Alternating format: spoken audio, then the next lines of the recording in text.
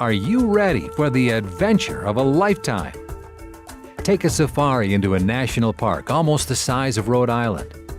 View elephants, lions, antelope, buffalo, giraffes, and hundreds of bird species. Go fishing on the Nile or in Lake Victoria. Catch fish never seen in the U.S. and at a size that will impress any fisherman. Then join Warm Blankets Orphan Care International on their African mission adventure.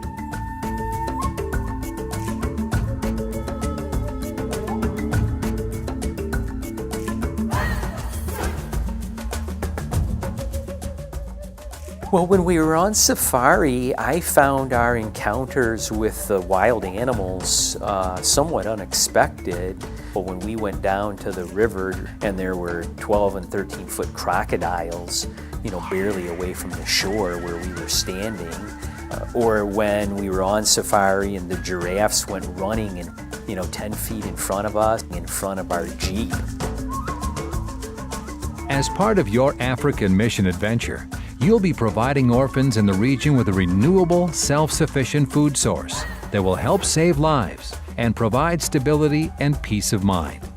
It's just an amazing blessing to see that evolve over a number of years as these orphans grow up.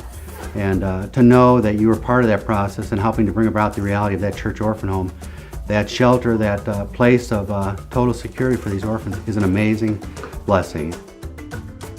The system consists of man-made ponds that grow fish and vegetables. On one side, a pond is stocked with tilapia, a fast-growing, mild-flavor whitefish.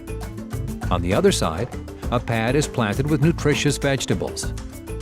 The water from the fish pond is pumped through the vegetable pad, providing it with a nutritious, high nitrate content fertilizer.